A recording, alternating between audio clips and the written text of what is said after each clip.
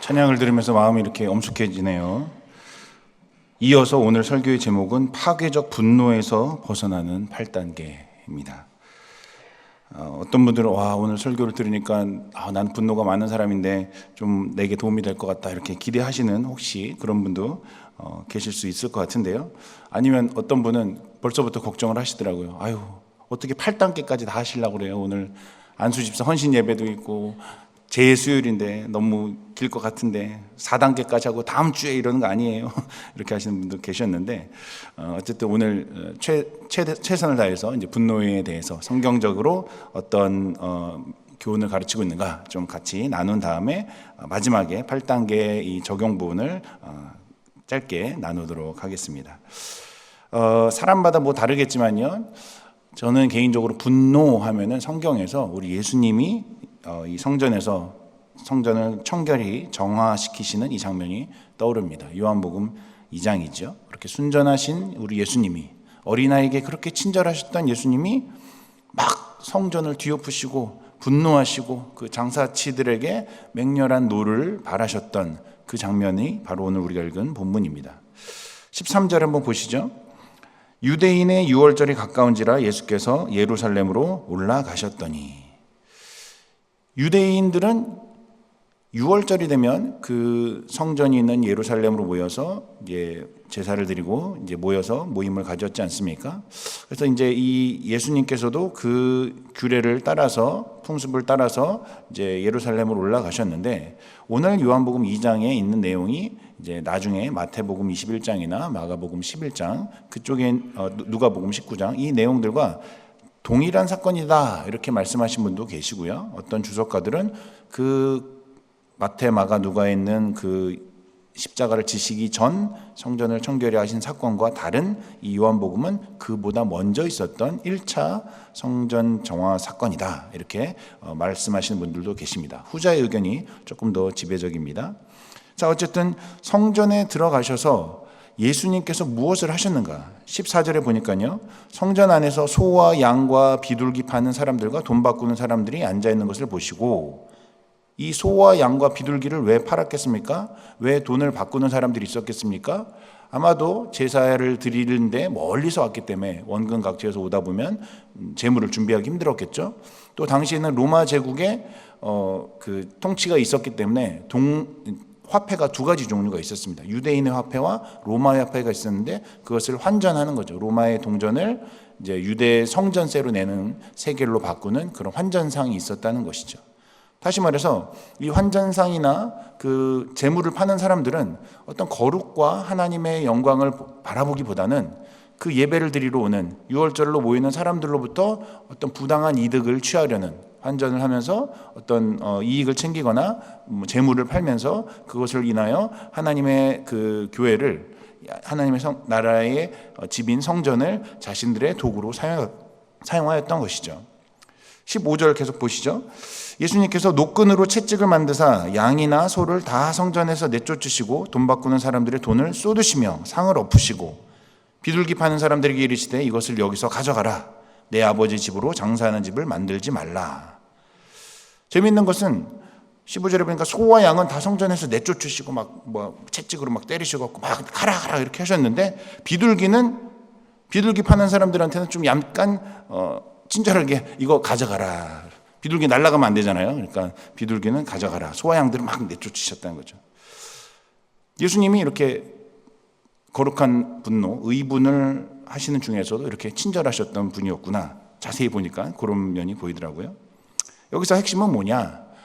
예수님께서 이 성전, 우리 16절에 보니까 내 아버지의 집이라 라고 말하는 이 성전이 장사하는 집으로 만들지 말라는 것이죠. 이 비슷한 사건을 다룬 아까 제가 말씀드렸던 마가복음 11장 17절에 보면요. 여기에 대해서 이제 추가적으로 예수님께서 이에 가르쳐 이르시되 기록된 바 내 집은 만민이 기도하는 집이라 칭함을 받으리라고 하지 아니하였느냐. 너희는 강도의 소굴을 만들었도다. 여기서 만민이 기도하는 집은 이사야 56장 7절의 말씀, 그 다음에 강도의 소굴 혹은 도둑의 소굴은 예레미야 7장 11절의 말씀을 예수님께서 인용하셔서 지금의 사태를 이제 설명하신 것이죠. 우리가 이 성전을 정화시키셨다 이렇게만 말하면 조금 이해가 좀 부족할 수 있는데요. 이 성전의 구조가 4개의 레이어로 되어 있습니다. 가장 바깥에 그 성전을 둘러싼 가장 바깥에 있는 그게 우리가 이제 소위 말하는 이방인의 뜰이라는 곳입니다. 여기서 이제 이 일이 일어난 건데요. 매매가 이루어진 것인데요. 이곳이 무슨 곳이냐 하면 소위 말해서 이제 솔로몬의 행각이라서 그 기둥들이 있는 그곳입니다. 성전으로 돌아왔을 때 이제 가장 안쪽에 있는 지성소, 성소로 들어가는 그 문의 바깥에 있는 이제 뜰이라고 할 수 있겠죠. 우리로 치면 교회 주차장과 같은 곳입니다. 이곳으로 들어오기 위해서는 유대인들만 들어올 수 있었던 것이에요. 그러니까 성전 입구에 이방인들이 들어가면 죽는다라고 거기에 이제 히브리어와 라틴어로 이렇게 쓰여 있었다는 것이죠. 그러니까 개종을 하고 싶지만 어떤 여러 가지 사정상 개종하지 못했던 뭐 로마의 백부장도 그렇고 여러 그 주변에 있는 사람들은 이방인의 뜰까지는 올 수가 있었던 거예요. 하나님을 경외하는 마음이 있었지만 상황상 어떤 구도자로서 아직 확신을 갖지 못한 사람들이 성전 안쪽으로까지는 들어올 수 없지만 그 성전 뜰에서 이방인의 뜰에서 기도하고 있었다는 것이죠. 하나님을 향하여 자신의 마음을 표현해서 기도하는 공간이 이방인의 뜰이었는데 이 장사치들이 거기에서 물건들을 팔고 막 동물 뭐 우물 냄새 환전하면서 내가 더 싸요 이렇게 얘기하는 그런 여러 가지 소리들이 이 기도의 공간을 차지하기 시작했던 것이죠. 처음에는 경건한 자들이 유대인이 안 된 말하자면 구도자들이 거기서 기도를 했겠죠. 심지어 아직 그 성전 안쪽으로 들어가서 예배를 참여하지 않았던 어떤 이들이 또 거기서 마음을 다잡으면서 기도했겠죠. 마치 우리 2025년 우리 영락교회 이제 본당 2층을 오픈해서 많은 분들이 와서 아무 때나 수시로 하나님 앞에 나아가 기도하시는 것처럼 이 이방인의 뜰은 언제나 열려 있고 누구나 올 수 있는 곳이었습니다. 그런데 예수님이 보시기에 이 이방인의 뜰을 주님 앞에 나오는 하나님 앞에 나오는 그 하나님의 자녀가 되기에 나오는 모든 자들이 기도하는 공간을 여러 동물의 소리로 특별히 그 야비하고 비열한 자신들의 입속을 채우기 위한 장사치들이 점령을 해버린 것이죠. 주님이 분노를 하신 것입니다. 너희는 경건한 척, 거룩한 척, 실은 그렇지도 않으면서 그 안쪽으로 들어가서는 그렇게 자신의 종교적인 마음을 표현한다고 하지만 이 이방인들은 지금 이 공간밖에 없는데 이 뜰밖에 없는데 우리로 치면 이 교회 안으로 들어오지도 못하고 주차장에서 그렇게 기도하는데 이 사람들의 그 기도 시간을 방해하고 너희들이 그렇게 너희들의 거룩을 위해서 너희들의 편의를 위해서 주님을 찾는 자들을 그렇게 외면하느냐? 그것을 주님께서 호되게 꾸짖으신 것이죠.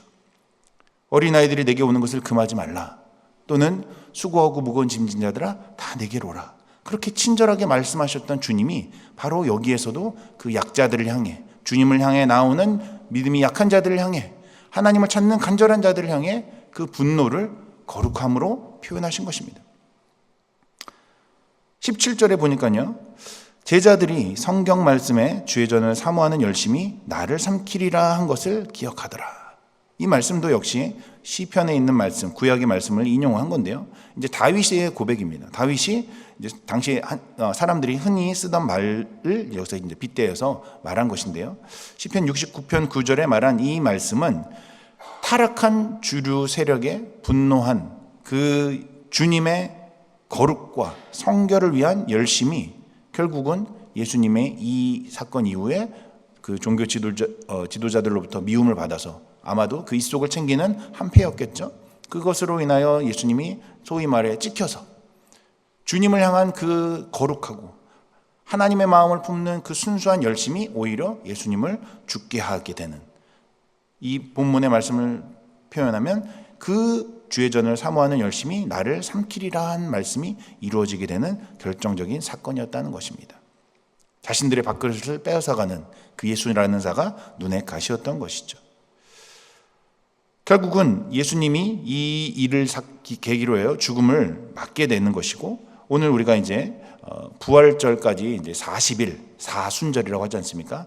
수는 이제 10을 말하는 거죠. 그러니까 40일 동안 우리가 부활절을 앞둔 이 기간을 통해 특별히 부활절을 앞둔 사순절의 시작을 오늘 제예수요일이라고 시작하면서 우리가 오늘 본문 뒷부분을 읽지는 않았지만 예수님께서 이제 그 더러움을 향하여 죄악을 향하여 거룩한 분노를 발하시고 그것으로 인하여 성전이 사흘 만에 다시 일으키시겠다는, 즉 죽음에서 부활을 말씀하신 그 사순절의 의미가 바로 여기에서 시작된다고 할 수가 있겠습니다.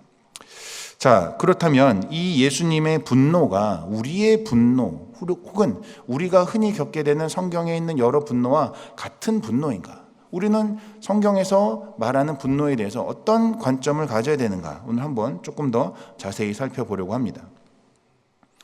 성경에서 이 분노, 특별히 이제 신약 성경에는 헬라어로 오르게라는 단어입니다. 오르게. 명사로는, 동사로는 오르기죠. 분노하면 이제 혈압이 오르잖아요. 그러니까 오르게? 오르기죠. 감사합니다. 네. 혈압이 오른다고 해서 오르기인지 모르겠지만 헬라어로는 오르게. 히브리어로는 자암이라는 단어도 있고 헤마라는 단어도 있고 아브라는 단어도 있습니다. 여러 단어. 우리도 뭐 분노, 화, 노함, 경로 뭐 이런 단어가 있지 않습니까? 근데 이걸 다 합치면 구약에서만 한 600회 정도가 등장을 한다고 합니다. 특히 이 아부라는 단어는 코라는 말과 똑같은 단어예요. 아부라는 말이랑 분노라는 아부가 코라는 말로도 번역이 된다고. 그러니까 우리가 코로 화가 나면 씩씩거린다 그런 말 있잖아요. 코에서 막 김이 나오는 것처럼 그 말을 생각할 수가 있겠습니다. 뭐 여러 단어들, 여러 구절들이 있는데 이제 우리는 한국말로만 제가 찾아보니까 분노 딱 이거를 딱 검색을 해보니까 113회가 등장하더라는 것이죠. 자, 그럼 분노를 성경에 나온 분노를 조금 종합해 보면 크게 보면 두 가지로 나눌 수가 있습니다. 첫 번째로는 분노는 죄로 연결되는 달이라는 것이죠. 분노가 어떤 모든 인간이 갖는 당연하고 자연스러운 인간의 감정 중 하나이긴 하지만 성경에서는 이 분노를 아까 말한 그 여러 단어들이 나온 그 본문을 보니까 대체적으로 분노를 부정적으로 다루고 있다는 것이죠. 가장 먼저 성경에 이 분노의 이야기가 등장한 것이 바로 가인과 아벨의 이야기입니다. 여러분 뭐 잘 아시는 창세기 4장 4절에서 6절에 이렇게 기록되어 있습니다. 아벨은 자기도 양의 첫 새끼와 그 기름으로 드렸더니 여호와께서 아벨과 그의 제물은 받으셨으나 가인과 그의 제물은 받지 아니하신지라.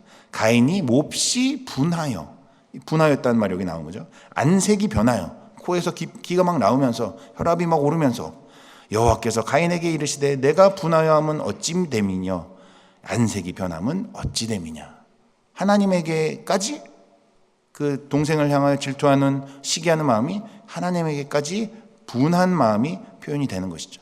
하나님께서 그 가인에게 여쭤보신 것이죠. 자신의 일이 잘 풀리지 않을 때 혹은 거절감을 받았을 때 아니면 어떤 인간들 간의 관계에서 시기와 질투로 인해서 우리의 분노라는 감정이 나오는데 이 분노라는 감정까지는 어떻게 보면 인간으로서 자연스러운 것이지만 이것이 결국은 인류 최초의 죄인 살인으로 이어진 것이라는 것을 우리가 꼭 잊어서는 안 될 것입니다. 에베소서 4장 26절에서 27절에 이렇게 기록되어 있죠. 한번 같이 읽어볼까요? 분을 내어도 시작. 분을 내어도 죄를 짓지 말며 해가 지도록 분을 품지 말고 마귀에게 틈을 주지 말라. 분을 내는 것까지는 그래 이해할 수 있다는 거예요. 그런데 분이 죄악으로까지 열매를 맺도록 하지 말라는 것이죠. 분노가 마귀가 틈을 주는 그 사이가 된다는 것입니다. 그 분노의 감정이 우리의 죄악된 행동으로 가지 않도록 그 다리를 잘라내라는 것이죠. 이 감정을 온전하게 조절하지 못하면 마귀의 충동으로 인해 우리가 죄악으로 그런 열매를 맺게 되는 그런 연결고리가 바로 가장 어떻게 보면 죄로 가는 가장 고속도로 하이패스가 바로 이 분노라는 것입니다. 이 다리를 끊어내야 한다. 특히 분노는 하나님께 대하기보다는 인간들의 관계 속에서 일어나는 경우가 굉장히 많은데요. 마태복음 5장 22절에 예수님께서 직접적으로 이 분노에 대해서 이렇게 얘기하셨습니다. 형제에게 노하는 자마다 심판을 받게 될 것이다. 형제에게 어리석다고 형제를 나가라고 하고 여러 가지 형제들에 대해서 분노하여 노하는 자마다 심판을 받게 된다. 타인에게 노를 품지 말라고 우리 예수님께서도 친히 이 분노에 대해서 네거티브한 견해를 보이시고 우리에게 분명하게 경계를 하셨다는 것이죠. 이 분노에 대해서 가장 많이 단어가 나온 것을 보니까 잠언이더라고요. 잠언에 여러 말씀들이 있습니다. 잠언 22장 8절에 악을 뿌리는 자는 재앙을 거두리니 그 분노의 기세가 쇠하리라. 그러니까 분노가 악의 표상으로 말하고 있다는 것이죠. 12장 16절 미련한 자는 당장 분노를 나타내거니와 슬기로운 자는 수욕을 참느니라. 15장 1절 유순한 대답은 분노를 쉬게 하여도 과격한 말은 노를 격동하느니라.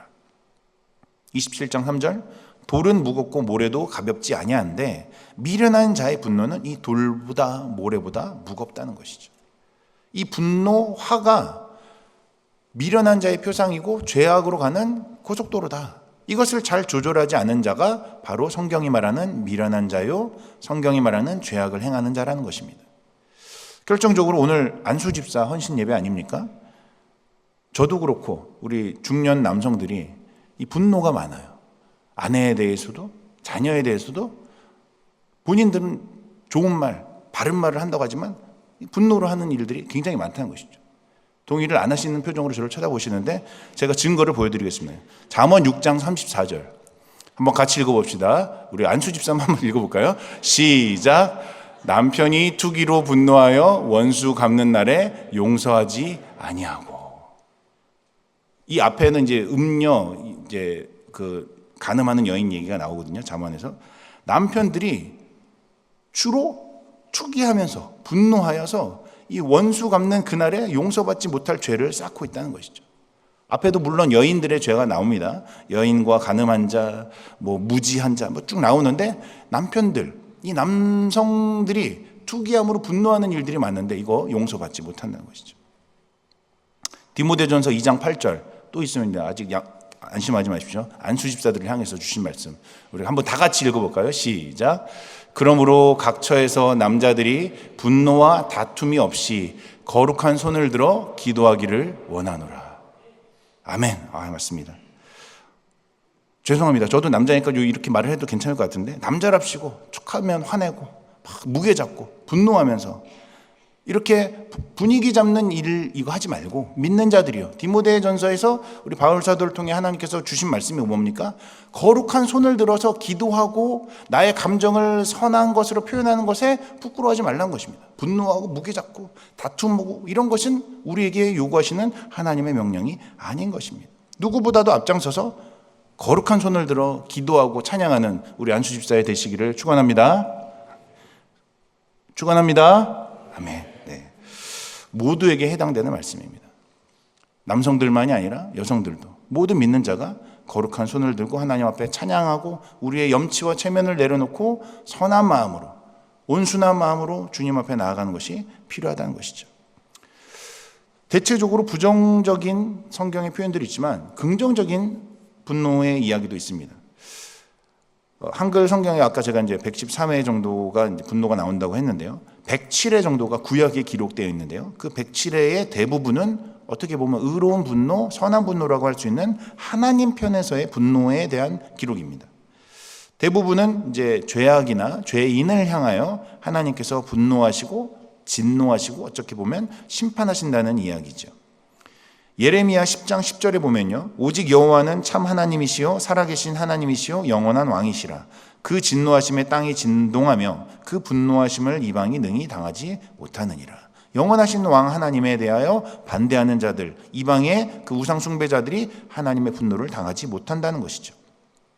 신명기 29장 18절 21절도 너희 중에 남자나 여자나 가족이나 집 하나 오늘 그 마음이 우리 하나님 여호와를 떠나서 그 모든 민족의 신들에게 가서 섬길까 염려하며 여호와는 이런 자를 사하지 않으실 뿐 아니라 그 위에 여호와의 분노와 질투의 불을 부으시며 이 책에 기록된 모든 저주를 그에게 더하실 것이라. 하나님도 분노를 하시는데 그 분노의 대상은 정확히 말하면 여호와 하나님을 떠나 우상을 섬기며 하나님을 대적하는 자들, 그들에게 여호와의 분노와 질투의 불을 부으신다는 것입니다. 심지어 시편에서는 7장 11절에 하나님은 의로우신 재판장이신데 매일 분노하신다.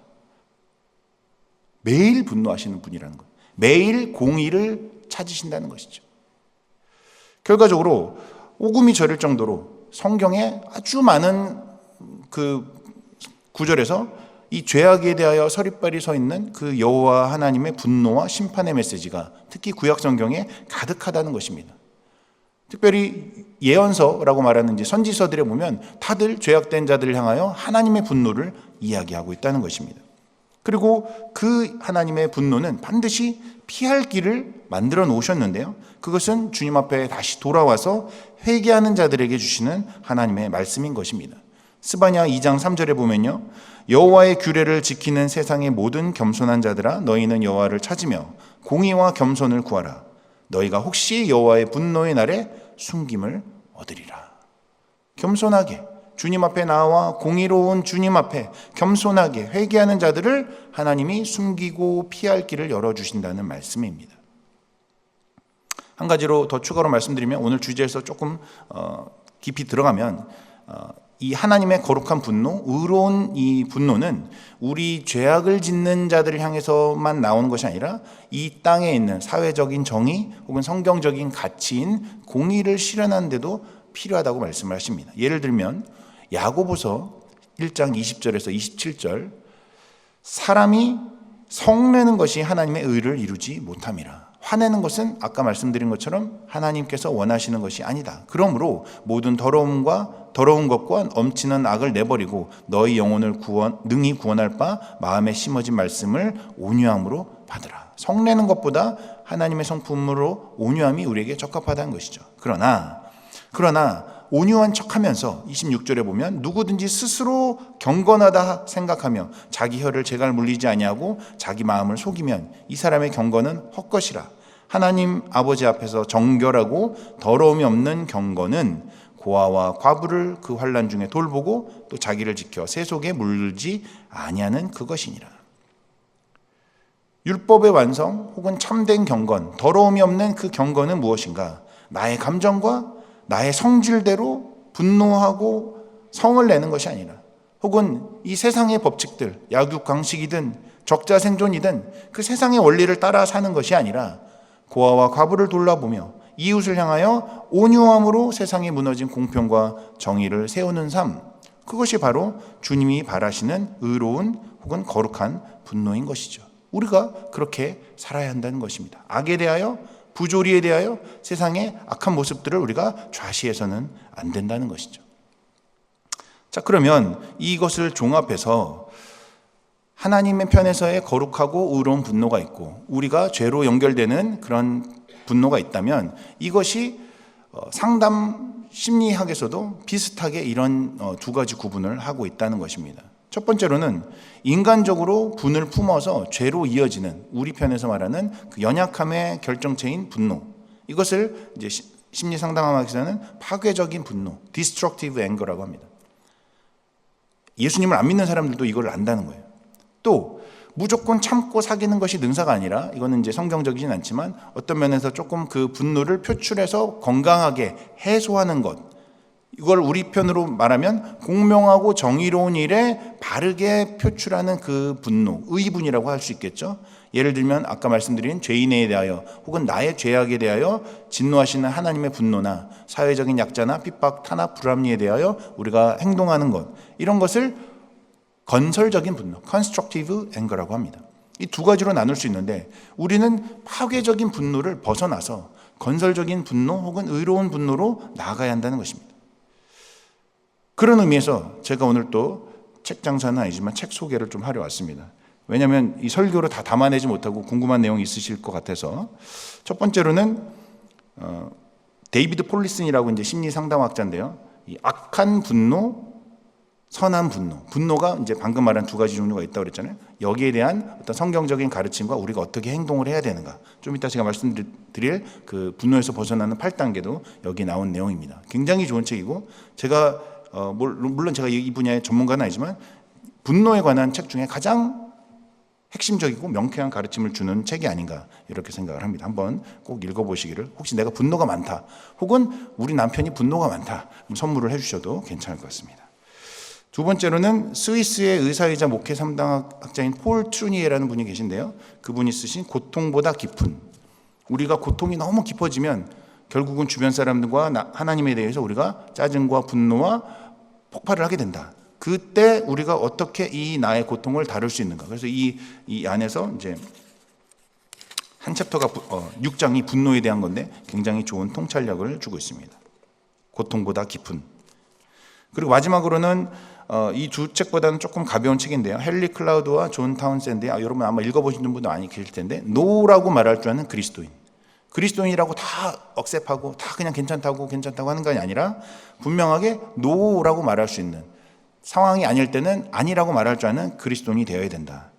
특별히 이제 이 관계에서 형성되는 그 이제 바운더리라고 하지 않습니까? 그 관계들 속에서 어떻게 적절하게 선을 지키고 상대방을 배려할 수 있는지, 분노하고 막 짜증내는 것이 아니라 어떻게 아름다운 말로 상대방에게 나의 거절감을 얘기할 수 있을지, 그런 것들에 대한 어떤 좋은 예시들과 다양한 그런 예화들이 또 쉬운 설명으로 안내하는 고전 중에 고전입니다. 특히 이게 이제 옛날 책이 있고 증보판이 있는데 최신에 나온 증보판을 꼭 보시기를 바랍니다. 자, 그러면 이제 오늘 설교의 제목 마지막 결론으로 가는 분노에서 벗어나는, 특별히 일반적인 분노가 아니라 파괴적인 분노, 악한 분노에서 벗어나는 8단계를 조금 소개해 드릴까 하는데요. 간략하게 제가 말씀드리겠는데요. 이 책 아까 처음 소개해 드린 악한 분노, 선한 분노, 여기에 이제 13장에 나의 분노를 하나님의 관점으로 보기 위한 8가지 질문. 그러니까 12장까지 분노에 대해서 쭉 얘기하고 13장에 이제 결론으로 분노에서 인간적인 분노, 파괴적인 분노에서 우리가 하나님의 마음으로 우리가 관점의 전환이 필요하다. 그러면서 8가지 질문, 이제 어떻게 보면 그 순서에 있는 단계라기보다는 8가지 질문이라고 할 수 있는데요. 이 얘기를 하면서 이제 여기서는 이제 교통체증에 걸린, 어디 급한 데 가야 되는데 교통체증에 걸렸을 때 이 8가지 질문을 속으로 되뇌어 봐라, 이렇게 얘기하거든요. 근데 제 경우를 말하는 게 조금 더 설득력이 있을 것 같아서 제 예화를 한번 드려보려고 합니다. 2023년 바야흐로 2년 전 2월 13일, 한 2년하고도 한 조금 더 됐죠. 제가 아시는 분은 아시겠지만 제가 핀치길하고 윌로우데일 길에서 레프트 턴을 하러 딱 가는데 거기서 교통사고가 나서 차가 한 바퀴 뺑 돌고 차 폐차시키고, 물론 이렇게 멀쩡하게 살아서 왔지만 그때 굉장히 큰 사고가 났었습니다. 그 얘기를 모르시는 분들 계셔서 간략하게 좀 설명을 드리겠습니다. 우리 캐나다에서는 2대 정도 이제 주황색 불일 때, 옐로우 라이트 때 레프트 턴을 할 수 있잖아요. 또 레프트를 하려고 앞으로 조금 나왔어요.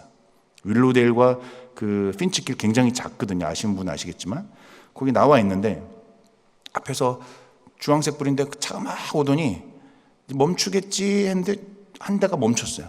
라인이 2개잖아요. 한 대가 멈춰갖고 이제 한 대가 저기서 오는데 얘도 멈추겠지. 얘가 멈췄으니까. 그리고 제가 옐로우 라이트일 때 막 이제 가야 되나 말아야 되나 그러고 있는데 뒷차가 2대가 나와 있는 거, 제가 앞에 차였거든요. 뒤에 차가 빵빵 하는 거예요. 빨리 가라고. 얘 멈췄으니까 빨리 가라고. 알겠어. 한국말로 알겠어. 그리고 레프트 턴을 딱 도는데 아까 오던 차가 안 멈추고 그대로 온 거예요. 그래서 제가 레프트를 하고 거기서 직진 온 차랑 딱 부딪혀갖고 제가 한 바퀴를 차를 빡 돌았어요. 그래갖고 막 이렇게 제가 이제 정신을 약간 순간적으로 잃었는지 어쨌는지 딱 그래갖고 막 차에서 김 나오고 막 에어백 다 터지고, 에어백이 4개인가 있더라고요. 발에도 에어백이 있더라고요. 그래서 막 터져갖고 막 제가 정신을 잃어서 딱 이렇게 눈을 살짝 떴어요. 막 연기가 너무 나는 거예요. 그때 제 마음에 처음으로 들었던 그 마음이 무엇인지 아십니까? 들으신 분도 계시겠지만, 하나님 감사합니다. 제가 살았군요. 이게 아니었어요. 그랬으면 참 좋았겠지만 그거 아니었어요. 저 하나님을 찾지 않았어요. 그 아픈 와중에 목이 막 아픈데 어떤 놈이야. 뒤를 돌아본 거예요. 누가 빵빵거렸어. 뒤를 돌아봤는데 글쎄 없어졌어요. 빵빵 해놓고 사고 나니까 저는 뭐 얼마만큼 기억을 잃었는지 모르겠지만 그 차가 가버린 거예요. 제 마음 가운데 이 차 사고가 나고 이 일로 인해서 지금 연기가 나고 몸이 얼마나 다쳤는지 모르겠지만 어떻게 뭐 그 찰나의 순간 제 마음에 나를 빵빵거리게 해서 멈추고 싶은 나를 밀었던 그 사람에게 모든 원망을 돌리고 싶은데 없는 거예요. 그 사람이 너무너무 제 마음에 막 좌절과 화와 분노 뭐 이런 게 막 가득했습니다. 그런데 뭐 이 캐나다에 여러분 이웃의 도움을 받으신 분들은 아시겠지만 막 주변에 사람들이 와갖고 막 꺼내주고, 문도 막 안 열리는 거 막 세게 해갖고 꺼내주고, 거기서 이제 뭐 터질 수도 있잖아요, 차가. 근데 막 도와줘갖고 이제 911 이제 앰뷸런스 와갖고 제가 이제 병원에 이제 실려갔습니다. 거기서 재활 치료를 받지 않고 멀쩡하게 걸어서 집으로 이제 오긴 했지만, 제가 그 얘기가 이 책을 보면서 생각이 나더라고요. 8가지 질문. 나는 지금 어떤 상황인가? 어디서 어디로 가고 있었는가? 첫 번째 질문이에요. 객관적으로 지금 보라는 거죠. 어떤 사람은 교통체증에 걸려서 늦었어. 나는 지금 누구를 데리러 가려고 만나러 가려고 늦었어. 근데 지금 내가 멀쩡한가? 살아있는가? 정신이 있는가? 이것들을 한번 돌아보는 거예요. 물론 이 8가지가 순간적으로 한 번에 따다닥 생각나지는 않습니다만, 그러니까 연습을 해야 되고 우리가 이 일에 익숙해져야겠죠. 앞에 4가지는 이제 객관적인 상황을 보는 것입니다. 지금 나의 상황은 어떤 것인가? 두 번째로 내가 이 차 사고가 났을 때 혹은 내가 누군가를 만나러 가야 되는데 교통체증이 걸려서 옴짝달싹 못할 때 내가 지금 화가 나는 것, 이 나의 반응이 맞는가? 세 번째로는 그 내 화가 나는 분노하는 마음이 그 마음의 동기는 무엇인가? 안 봐도 누구를 만나러 가야 되는데 늦으면 내가 어떤 불이익을 당할 수도 있고 그 사람에게 내가 약속을 못 지킨 사람이 될 수도 있고 여러 가지가 있겠죠. 저도 마찬가지로 차 사고가 났으면 보험료도 오를 것이고 이것으로 인해서 내가 뭐 해야 될 일도 못하고 그 분노가 뒤에 있는 이름도 모르는 남자인지 여자인지도 몰라요. 그 사람을 향해서 막 쏟아내고 있더라는 것이죠. 그 순간에. 그래서 그 분노의 결과가 뭔가? 아무런 달라진 게 없어요. 그 사람은 가버렸고 나는 지금 누워 있는 거죠. 자, 이 네 가지를 보면서 나의 분노에 대해서 객관적으로 한번 정확하게 돌아보라는 거죠. 내가 분노하는 것이 과연 합당한가, 맞는가, 무언가를 바꿀 수 있는가. 자, 5번부터 8번의 질문은 이 책에 있는 내용을 제가 짧게 요약해드리다 보니까 조금 생략한 부분이 있습니다만, 그래서 1번부터 4번은 그렇다면 5번부터 8번은 우리 믿음 있는 자들이 이 분노에 대해서 어떻게 반응을 해야 될 것인가. 첫 번째, 이 분노가 일어난 이 상황의 진실은 무엇인가. 결과적으로 우리가 하나님의 자녀로서 이 상황에서 좋은 일도 있고 안 좋은 일도 있고 차가 막힌 경우도 있고 심지어 차 사고가 난 경우도 있는데 이때 나에게 하나님이 요구하시는 그 진실이 무엇인가. 6번, 내가 어떻게 하나님의 도움을 의지할 수 있는 것인가. 공교롭게도 오늘 우리 이제 새벽기도 우리 담임 목사의 말씀이 시편 23편이었는데요. 내가 하나님의 자녀로서 나의 목자가 되신 우리 주님이 나를 인도하신다는 그 신앙의 고백이, 그 믿음의 자세가 여기서 발현이 된다는 것이죠. 이 책에서도 시편 23편으로 쭉 이 일을 해결해 나가도록 이제 권고를 하는데요. 내가 과연 여호와는 나의 선한 목자가 맞으신가? 내가 이것을 따라갈 수 있는가? 7번, 그러면 이 상황에서 어떻게 건강한 방식으로 반응할 수 있을 것인가? 사망의 음침한 골짜기를 다닐지라도 해를 두려워하지 않을 것은 주께서 주의 지팡이와 막대기가 나를 안위하심으로 내가 이 일을 이겨낼 수 있다는 것을 내가 과연 믿는가?